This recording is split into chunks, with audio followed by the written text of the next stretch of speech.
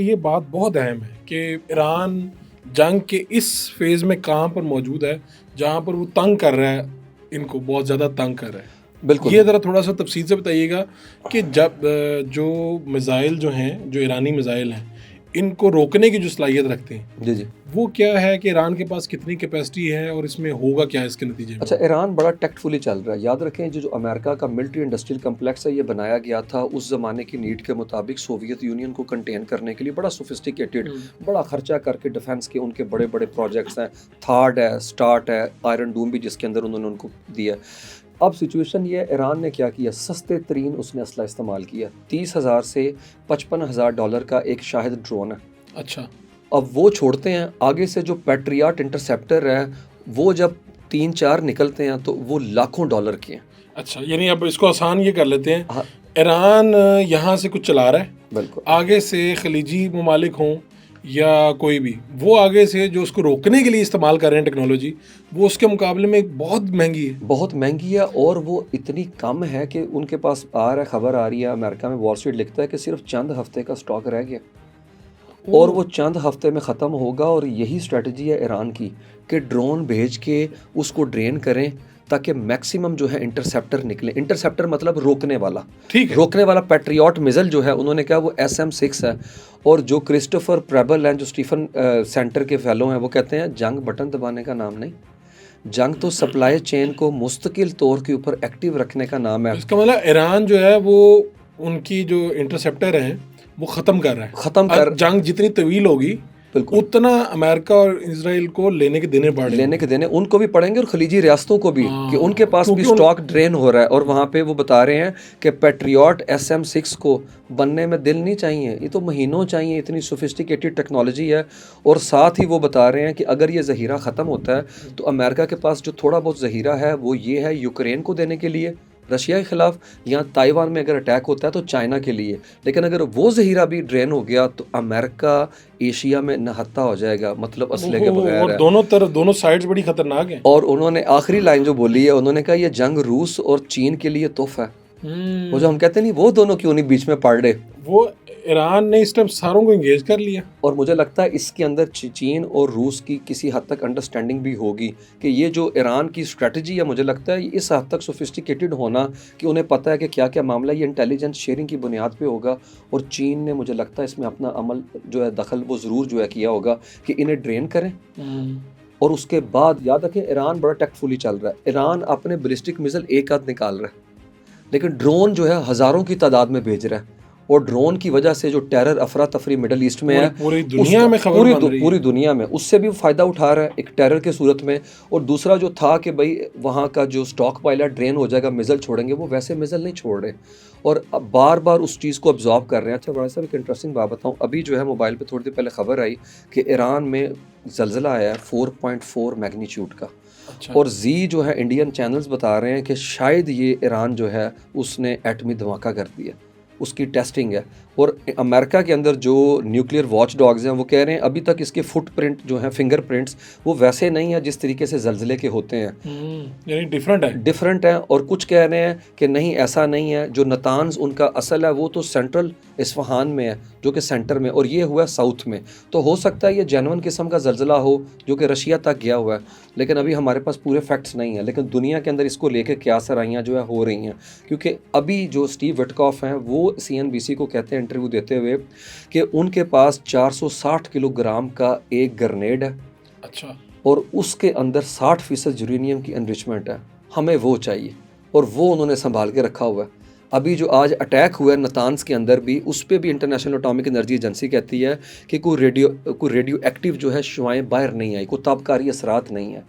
तो अब वो जो 460 किलोग्राम का, वो भी एक प्रॉब्लम क्रिएट कर रहा है अमेरिका के लिए।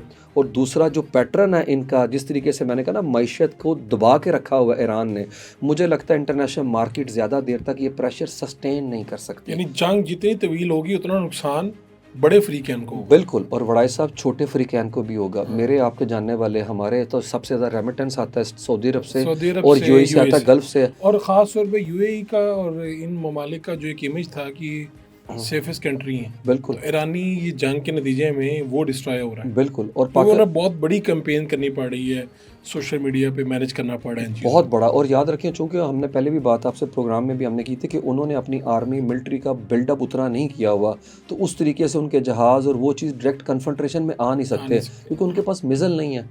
अगर वो डायरेक्ट आते जो वो हैं, कहते हैं कि हम जवाबी हमला जवाबी करने का हमला हक महफूज रखते वो हैं, बस वो हक की महफूज वो हक रखते हैं। की आप महफूज कह रहे हैं रखते कि हैं। वो बस समझें कि लफाजी है, लफ्ज़ों का गोरख धंधा है, वो अमली तौर पे नहीं आ सकते। अच्छा, लेकिन अच्छा, एक और इंटरेस्टिंग बात बताऊं। पहले तो मैं अपने अवाम के दर्द की भी बात करूं बड़ा साहब। 3 अरब डॉलर जो है इस दफ़ा पाकिस्तान को कम मिलेंगे क्योंकि ये जंग तवील हो रही है। 15% हमें नहीं मिलेगा वहाँ से जो हमें आता है, रेमिटेंस आता है, और उसकी वजह से भी खबर चल रही थी। करंट अकाउंट हसारा तो बढ़ेगा ही, लेकिन सोशल मीडिया पे चल रहा है बच्चों की फ़ीसें, सेहत, तालीम। देखें जो जिनके जो घर वाले पाकिस्तान को जो नुकसान पाकिस्तान को नुकसान होना, $3 बिलियन का, अगर ये रूटीन इसी तरह चलती रही। अब जो आप बात कर रहे थे वो, हाँ, जो मैं ये बात कर रहा था कि पाकिस्तान, अब लोग कह रहे हैं जी कि इसके बाद, ईरान के बाद पाकिस्तान पर हमला है, पाकिस्तान अगले निशाने पे है, इसके क्या चांसेस हैं? ये एक सोशल मीडिया पे बात है, और दूसरी बात ये कि इसमें हुआ ये कि हमारे 2-3 बड़े जो चैनल्स हैं वो हैक हुए हैं। वो किसने किए नहीं किए अभी नहीं पता चल रहा, अभी नहीं पता। लेकिन उसमें लोग बहुत सी क्यास आ रही हैं कि भाई ये हो सकता है इसराइल की शरारत हो सकता है इंडिया की तरफ से हो रही हो। अभी कुछ ये नहीं हो रहा, तो इसके ऊपर क्या कहते हैं? जो कहा ना पाकिस्तान की अगली बारी है, और फिर उसमें डॉक्टर इसरार की प्रेडिक्शन और बाकी लोगों की बताई जा रही है, पुराने क्लिप्स वायरल हो। बिल्कुल बिल्कुल। नहीं बड़ा साहब, इस बात में बड़ी हद तक मुझे लगता है सच्चाई की गुंजाइश है। आप इग्नोर नहीं कर सकते ये कह के कि हमारे पास एटमी असला है।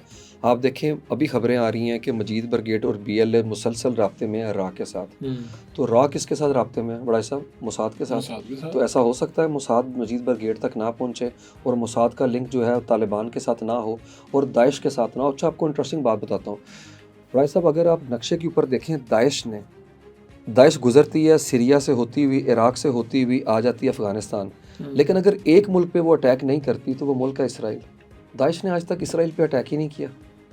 तो ये बड़ा इंटरेस्टिंग चीज़ है कि दाइश जो है इसराइल को छोड़ के बाकी सबको अटैक कर रही है, हर जगह अटैक करती है। आप चेक कर लें, दूर दूर तक नहीं है। और ये सारे ग्रुप्स यहाँ पे बैठे हैं, और मोसाद जो है इनके अलावा ईरान के बॉर्डर पे बैठे जो कुर्दिश हैं उनके साथ भी राब्ते में है, क्योंकि वो मजहबी और लसानी बुनियादों पे उसे तकसीम करना चाहती है, और यही मॉडल उनका बलूचिस्तान से मुतल्लिक है। देखिए, आप जितने मर्जी ऑप्टिमिस्टिक हो जाएं, लेकिन मेरे ख्याल में आंखें जो है बंद नहीं की जा सकती। वो दरवाजे के ऊपर आके हमारे बैठे हुए हैं, और नरेंद्र मोदी, तालिबान, UAE और इज़राइल का ये पूरे का पूरा क्वाड्रिलेटरल ग्रुप है।